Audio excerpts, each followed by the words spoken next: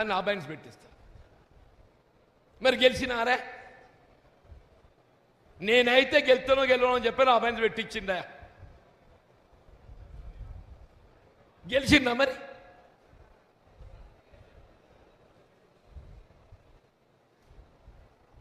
అంటే PCC president స్థాయిలో ఆలోచించబడ్డోన్ని, ఒకనాడు పిసిసి అధ్యక్షుడిగా ఆలోచించబడ్డోన్ని నియోజకవర్గ స్థాయిలో నా హక్కుల కొరకు పోరాటం చేసే పరిస్థితి వచ్చిందని చెప్పంటే ఇప్పుడు నా 4 దశాబ్దాల అనుబంధం ఏం కావాలంటున్నా, 4 దశాబ్దాల అనుబంధం ఏం కావాలంటున్నా.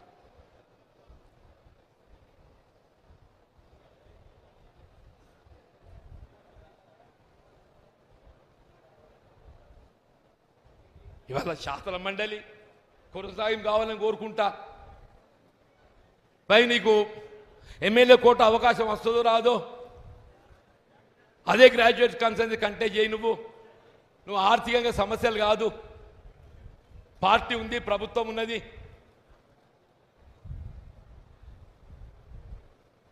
Even I'm not considered for again MLC extension.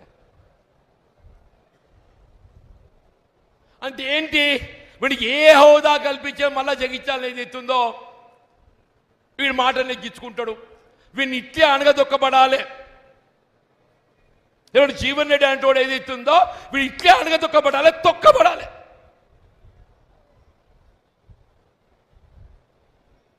వీడు ఇట్లే తొక్కబడాలి. ఇదేనా మీ ఆలోచన?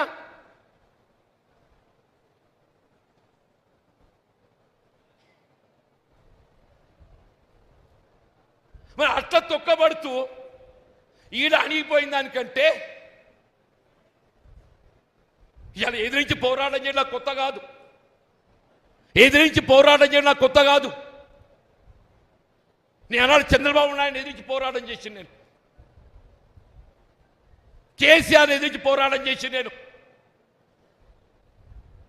ఇవాళ రేవంత్ రెడ్డి గారిని కూడా ఎదిరించి పోరాటం చేస్తా అంటూ నేను.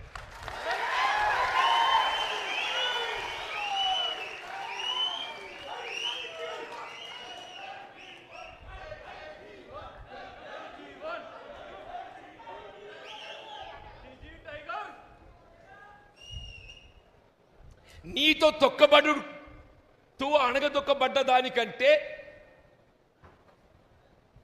ఎదిరించి పోరాడతారు పోయేదేమున్నదే? నాకు ఎదిరించి పోరాడ పోయేదేంది అంటూ నేను మనం పోయేదేందని చెప్పర్రా. పోరాడదామా వద్దా చెప్పండి? పోరాడదామా వద్దా? మరి ఇక్కడ అణగదొక్కబడదామా? ఎంతకాలం ఈ అవమానాలు, ఎంతకాలం ఈ అవమానాలు, ఎంతకాలం ఈ మానసిక క్షోభ? అంటే కాంగ్రెస్ పార్టీ నుంచి ఎవడు ఎదగద్దు, కాంగ్రెస్ పార్టీ నుంచి ఎవడు ఎదగద్దు. నీ చెప్పు చేతుల్లో ఉండేటోడు, నీ దయా దాక్షిణ్యాలకు లొంగేటోడు, నీ అడుగులకు అడుగులు ఎత్తటోడు, వాడు మాత్రమే కాంగ్రెస్ పార్టీలు కొనసాగాలి.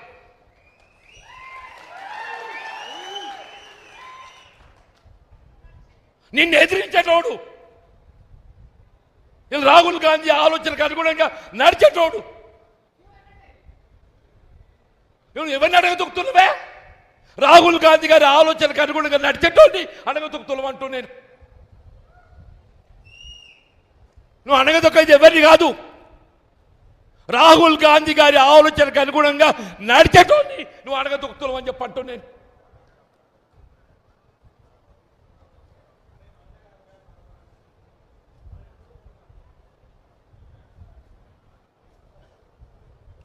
2.5 సంవత్సరాలు నేను పదవి అడగలేదే, నేను ప్రభుత్వ సలహాదారు అడగలేదు, నిన్ను కార్పొరేట్ చైర్మన్ అడగలే. నాకు అర్హత లేకనా? అడేవాడు పోచాల శ్రీనివాసుడు బతకచ్చినోడు, ఆడికి ప్రభుత్వ సలహాదారు ఆడేవాడే.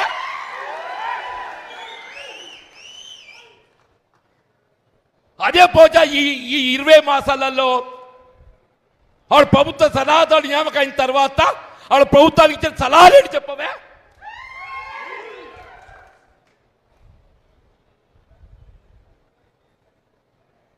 నువ్వు వ్యవసాయ రంగాన ఏం సలహాలు ఇచ్చినవే నువ్వు?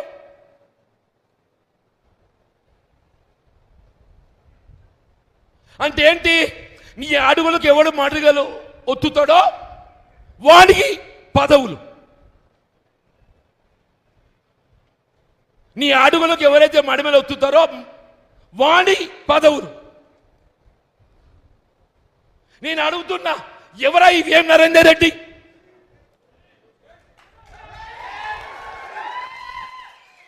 ఆయన పార్టీ చేసిన సేవ ఏంది? బాబు చిన్నారెడ్డి గారు మా మిత్రుడు, he senior to me. When I joined into Congress party, he was Youth Congress, State Youth Congress President. వనపర్తికి టికెట్ ఇచ్చి అక్కడ ఉన్న ప్రత్యేక పరిస్థితులలో ఆయన టికెట్ మొన్నగా మామూలు టికెట్ ఇక్కున్నట్టు ఏమున్న టికెట్ ఇక్కున్నారు కదా, అక్కడ టికెట్ खींच लिए ना साहब, जैसे आपको टिकट खींच लिए ये छिन्ना रेड्डी का बीफाम से खींच लिए, తీసుకొని మినిట్స్లో పెట్టిండ్రు. బై నీకు ప్రభుత్వం వచ్చినాక తగిన గౌరవం ఇస్తాం, నీకు రాజ్యసభ ఇస్తాం అని చెప్పన్నారా? మొన్న ఆయన స్టేట్మెంట్ చూసిన బాధ కలిగిందే. నాకు నా అనుభవం, సీనియారిటీ, నా టికెట్ ఇచ్చి రాకపోవటం, నేను ఆనాడే ఆత్మహత్య చేసుకోవాలని స్టేట్మెంట్ ఇచ్చిండే. చిన్నారెడ్డి గారు ఏదైతుందో నాకు జరిగిన అవమానానికి నేను ఆత్మహత్య చేసుకోవాలనేట్టుగా ఆలోచన వచ్చింది చెప్పిండే చిన్నారెడ్డి. ఇదేనా పార్టీ సీనియర్లకు ఇచ్చే గౌరవం?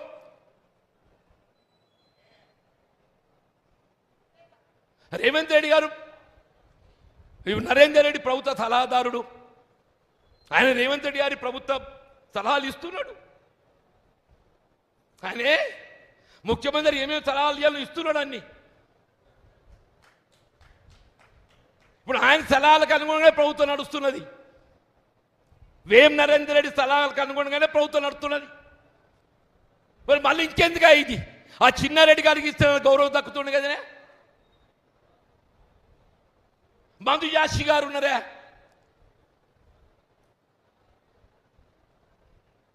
వంశీ చంద్రారెడ్డి ఉన్నారు, హనుమంతరావు గారు ఉన్నారు.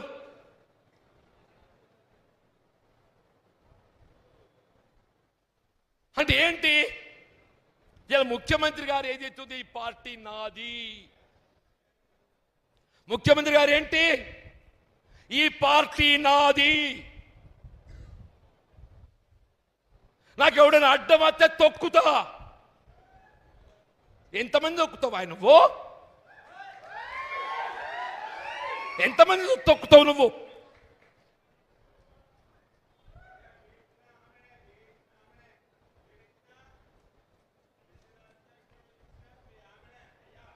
ఇవ్వాలే చెప్తున్నా నేను, నీ తొక్కుడు కాదు. మన జగిత్యాల నియోజకవర్గం ఏదైతుందో, నినదించి నాడు అడ్డుపడ్డనాడు ఏదైతుందో, అది ఏ శక్తి కూడా మమ్మల్ని అడ్డుకు ఆపలేదు చెప్పట్టు నేను.